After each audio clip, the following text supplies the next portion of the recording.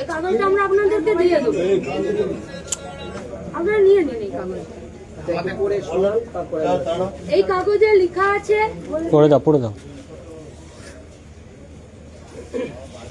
আমি যেটা আজকে অর্ডার হয়েছে সেইটুকু পাঠ করছি। লেখা আছে, railway authorities are directed not to take any coercive step. Coercive step মানে হচ্ছে জোর করে কাউকে তুলতে পারবে না রেল। অবশ্যই এই কাগজটা তো দিয়ে দিলাম আপনাদেরকে, এবার এটার আবার শুনানি হবে কোর্টে। এবার এটা একটা লড়াইয়ে গেল, তাহলে ওইদিকে লড়াইটাও চলছে, আপনারা যেমন এই লড়াইটা করছেন, এই দুটোই জারি রাখতে হবে। এটার সঙ্গে আপনাদের সবাইকে দিয়ে সবাই আছে। নমস্কার, কবির কথা বলছি। রাহুল গান্ধীর সঙ্গে অভিষেক বন্দ্যোপাধ্যায়ের মিটিং হয়েছে। অরূপ বিশ্বাসকে নিয়মিত হাজিরা দিতে বলা হয়েছে মেসি কাণ্ডে। পার্সোনালি ফিজিক্যালি হাজিরা দিতে বলা হয়েছে, ইন পার্সন হাজিরা দিতে বলা হয়েছে।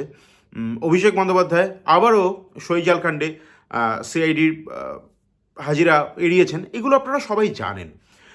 যেটা আমি জানাতে চাই, যেটা আপনারা থাম্বনেলে দেখলেন, যে গতকাল রাত্রিবেলা কোন্নগর স্টেশনে ঝুপড়িবাসীদের এবং বস্তি এবং বাজার, রেল স্টেশন সংলগ্ন যে বাজার, যেখান থেকে সাধারণ মানুষ, আমি আপনি এবং ছোট্ট ছোট্ট যে দোকানগুলো হকারদের, সেগুলো উচ্ছেদ করার জন্য আবার গত পরশু দিন এসছিল বুলডোজার। এবং গতকাল রাত্রিবেলা কোর্টের স্টে অর্ডার নিয়ে শামীম আহমেদ, আইনজীবী শামীম আহমেদ এবং মীনাক্ষী মুখার্জি এবং আরও অজস্র বামপন্থী নেতা কর্মী, তারা পৌঁছে গিয়েছিলেন স্টে অর্ডার নিয়ে। ভাঙা যাবে না, পুনর্বাসন না দিয়ে ভাঙা যাবে না, উচ্ছেদ তো করা চলবেই না, ভাঙাও যাবে না, এই স্টে অর্ডার নিয়ে।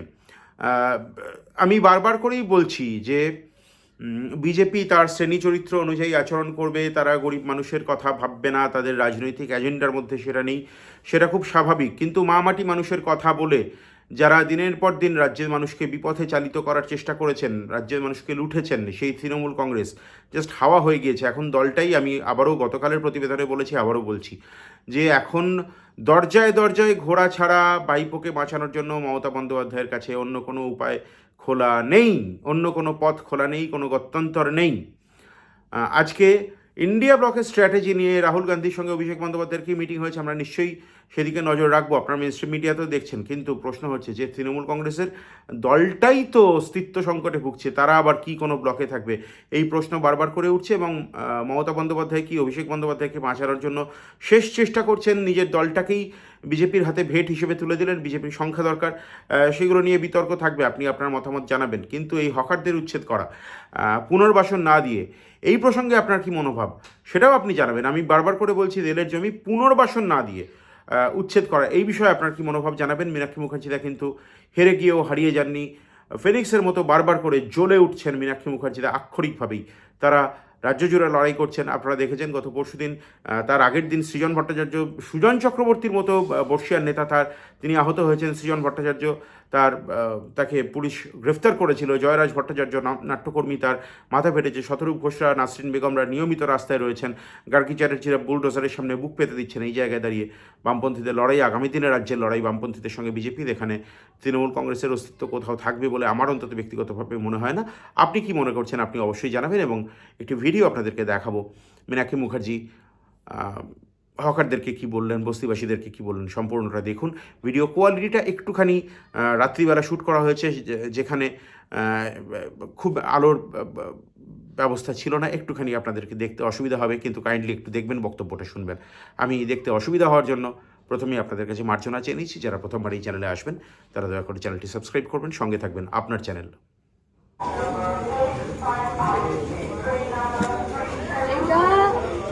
আপনাদেরকে দিয়ে দেবো এই কাগজ। এবার এটা আপনারা হাজারো জেরক্স করতে পারেন, লাখো জেরক্স করতে পারেন।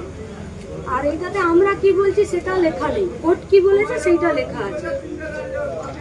এই বাজারকে যাতে ভাঙতে না পারে তার জন্য কোর্টে যাওয়া হয়েছে। আর এখানে যারা আছে, আপনারা এখানে গায়ে গতরে এটাকে রোখার জন্য চেষ্টা করছেন। আর এটা কোর্টেও দাঁড়িয়ে সরকারকে বলছে, দেখো বাবা, তুমি আগে একটা জায়গা দাও, তারপরে তুমি ওঠাও। আর কিছু বলেনি। যতদিন না তুমি অন্য জায়গা দিতে পারছো, ততদিন তুমি আমাকে এখান থেকে উঠিও না।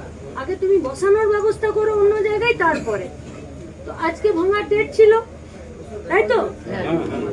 কালকে এসেছিল তার কাটতে লাইনে, আপনারা ফেরত পাঠিয়ে দিয়েছেন। তারপরে হুমকি দিয়ে কি বলেছিল, যে ফাঁকা করে দিয়ে চলে যান, আজকে সকাল 11টায় আসবো বলেছিল না? তারপরে সকালে কি শোনা গেল, যে আমি সকালে যাচ্ছি না, আমি বিকালে 4:30টায় যাচ্ছি। কেন? কারণ কেসটা কোর্টে উঠে গেছিল।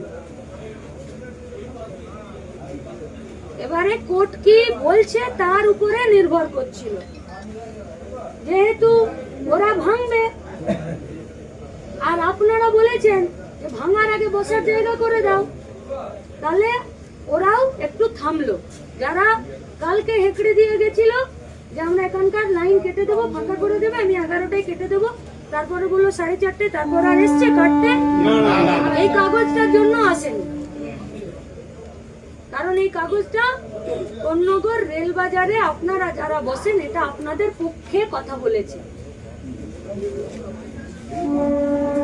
আর যেটা অন্য উকিলবাবু বলেছেন যে ভাঙা যাবে না,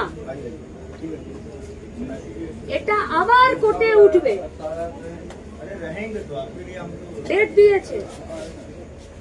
তাহলে এটা আবার কোর্টের লড়াইও রইলো, আর এটা আপনাদের লড়াইতেও রইলো। এখন কোর্ট কি বলছে দেখি, আবার শুনানি হবে এটা। মোট কথা আজকে আর ভাঙার জন্য কোর্টে আসতেও পারে, কিন্তু আপনারা বলেছিল 6 মাস কাগজ আছে না, এইটা হচ্ছে কাগজ। এই কাগজটা আমরা আপনাদেরকে দিয়ে দেবো, আপনারা নিয়ে নিন এই কাগজ। এই কাগজে লেখা আছে, পড়ে দাও। আমি যেটা আজকের অর্ডার হয়েছে সেইটুকু পাঠ করছি। লেখা আছে, railway authorities are directed not to take any coercive step. Coercive step মানে হচ্ছে জোর করে কাউকে তুলতে পারবে না রেল।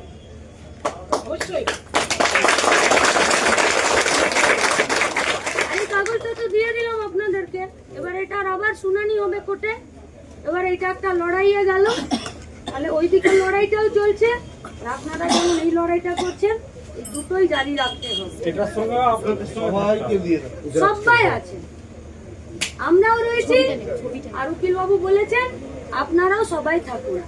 আচ্ছা, এই যে কোর্টের অর্ডারটা হয়েছে আজকের জন্য, এরপরেও ওরা ভাঙতে আসতে পারে, যদি এটাকে ওরা না মানে তবে। তাহলে সরকার হয়ে সরকারের কথা, কোর্টের কথা মানবে না কেন?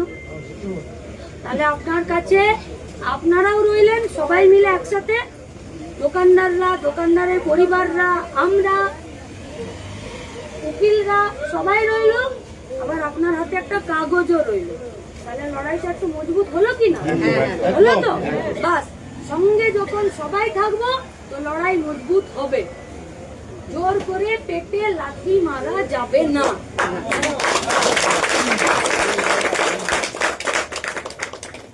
তবে বড় বদদের সঙ্গে লড়াই, তো বড় বদের সঙ্গে লড়াই, দুষ্টের ছলের অভাব হয় না। এখানে তো ও কিছু বানাবে না, শুধু বদ, এর উপরে কিছু বলা যাবে না। বদের বলছি উপরে ওরা তো কিছু বানানোর জন্য তো এইটা ফাঁকা করছে না। কিছু কি বানাবে বলেছে, যে তোমরা ওঠো এখানে আমরা রেল হসপিটাল বানাবো, তোমরা ওঠো এখানে আমরা অন্য কিছু জিনিস বানাবো, কিছু তো বলেনি। কিছু বানানোর জন্য কি তুলছে? তাহলে কিছু বানাবেও না, তাহলে এই জায়গাটা ফাঁকাই রইবে, ফাঁকাই তো থাকবে, বদমাসে আড্ডা। তাহলে ফাঁকাই রইবে। তাহলে নিশ্চয়ই কাউকে কথা দিয়েছে যে জায়গাটা আমি ফাঁকা করব, তাই তো? তাহলে কাউকে নিশ্চয়ই কথা দিয়েছে রেল, যে আমি তোমার জন্য এই জায়গাটা ফাঁকা করে দিচ্ছি। তাহলে তুমি কাকে কথা দিয়েছো? শ্রীরাম না না না যাকে খুশি দিক, যত দুনিয়ার বড় লোককে কথা দিচ্ছে দিক। বড় লোকের থেকে গরিব লোকের সংখ্যা বেশি। বড় লোকরা একদিকে দাঁড়াক, আমরা গরিব লোকরা একদিকে দাঁড়াই না, দেখি না কে যেতে, আমার মুখ ফুসকে বেরিয়ে গেল। ঠিক না? তাহলে লড়াইটা মজবুত রইল, আপনারা রইলেন, দুষ্টের ছলের অভাব হয় না, এক থাকুন। হাতে একটা কাগজ রইল, কোর্টের দরজা খোলা রইল, উকিল বাবুরা রইলেন, লাল ঝান্ডা রইলো আর যারা খেটে খায় তারা রইলো। এই লড়াইয়ে আমাদেরকে জিততে হবে। আগে বসার জায়গা দাও, তারপরে তুলো।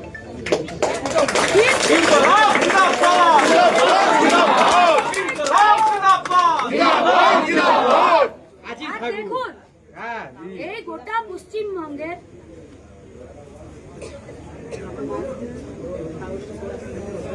কাগজ দিক না, যে যা বলছে তার কাগজ দিক না। আমি তো দিদিদেরকে দিয়ে দিলাম, ওটা জেরক্স করুন। বাচ্চারা, আমার ছেলেমেয়েরা কাছে আছে, আমি জেরক্স করে সবাইকে দিয়ে দেব। যারা ইংরেজি পড়তে পারে, আমার কাছে আছে, আমি সবাইকে দিয়ে ইংরেজি দেব। থেকে বাংলা করতে পারে, দিয়ে নেবেন। আমরা তো কিছু লুকাচ্ছি না, লুকাচ্ছি না তো। লুকাচুপি আচ্ছা, কেস নেই। আমরা আরেকটা কথা বলছি যে এর আগেও এরকম অনেক ঘটনা ঘটেছে। তখন পশ্চিমবঙ্গের রাজ্য সরকার তারা একটা গুরুত্বপূর্ণ ভূমিকা গ্রহণ করেছে। তোমাকে তুলে দেবে, তখন রাজ্যে যারা সরকার চালাতো, এত 26-এ ভোট হলো না, আবার ফিরে সরকার হলো। তো একটা সরকার হেরে গেল, আরেকটা সরকার হলো। এরকম একটা সরকার ছিল, সেটা লাল ঝান্ডার সরকার ছিল। এই ধরনের যখন উচ্ছেদ হয়েছে, তখন ওই সরকারটা যারা দোকানদার ছিল, যারা বস্তিতে থাকার লোক ছিল, তাদের সামনে ঢাল হয়ে দাঁড়িয়েছিল। বলেছিল, তুমি উঠাতে এসেছো, আগে আমার সঙ্গে কথা বলো, আমাকে একটু সময় দাও, আমরা দেখছি, আমরা কথা বলছি, তাই তো? তারপরে বাকি লড়াইটা ওরা লড়েছিল, এদের উপরে আঁচ আসেনি। তাহলে এখনো তো একটা রাজ্য সরকার চলছে। আমরা দেখি না তারা বুলডোজারের পক্ষে না গরিবদের পক্ষে? যদি গরিবদের পক্ষে হয়, তাহলে আগেও পুনর্বাসন হয়েছে, দোকানদারদের বিকল্প দোকান বসানোর জায়গা হয়েছে, রেল বস্তিতে থাকা লোকেদের অন্য ঘর হয়েছে, তারপরে তুলেছে। আবার ফিরে দেখা যাবে যে কারা বুলডোজারদের পক্ষে আর কারা রেলের বস্তিবাসী আর দোকানদারদের বিরুদ্ধে আর হকারদের পক্ষে। কিন্তু সব কথার সব থেকে বড় কথা আর খাঁটি কথা আর মূল কথার 1 নম্বর কথা হলো ওইটাই, যেটা উকিলবাবু বলেছেন, যদি এক থাকতে পারি তাহলে লড়ে জিততে পারবো। এক থাকবো, বাকিটা সবাই সবার মতো চেষ্টা করছে। এই যে রাত জাগছেন, এটা চেষ্টা করছেন না? উকিল বাবুরা কোর্টে দাঁড়িয়ে লড়াই করছেন, চেষ্টা করছেন না? এই যে সৌরভ দাঁড়িয়ে আছে, অনুপ জানা দাঁড়িয়ে আছেন, উনি আছেন, রিঙ্কুদা আছেন, ছেলেপুলেগুলো রোজ আপনাদের কাছে আসছে, কথা বলছে, আপনাদের বাড়িতেও গেছে, সবাইকে বলেছে যে আপনাদেরকে এক থাকতে বলেছে। অন্য কিছু কথা বলেছে? কোন পার্টিকে গালাগাল দিয়েছে? দেয়নি তো, দেয়নি তো। ছেলেপুলেরা, এই যে আমাদের CI2 নেতারা আছে, তীর্থদারা আছে, সৌরভরা আছে, কোন নেতাকে গালাগাল দিয়েছে? কোন পার্টিকে গালাগাল দিয়েছে? দেয়নি তো। আপনাদেরকে বাড়িতে গিয়েও বলেছে একসঙ্গে থাকুন, এখানে এসেও বলেছে একসঙ্গে থাকুন। সবাই যদি চায় যে বাজারটা বেঁচে যাক, তাহলে তো নিশ্চয়ই ভাঙা উচিত নয়। সবাই যদি চায় যে বাজারটা বেঁচে যাক, তাহলে আমরা আশা করি বাজারটা ভাঙবে না, আগে বসার জায়গা হবে, তারপরে ভাঙা হবে। যদি ভাঙতেই চাই, তাহলে দেখা যাবে, কালে কালে ফল মিলবে। মোট কথা, এক থাকুন, এক থাকুন।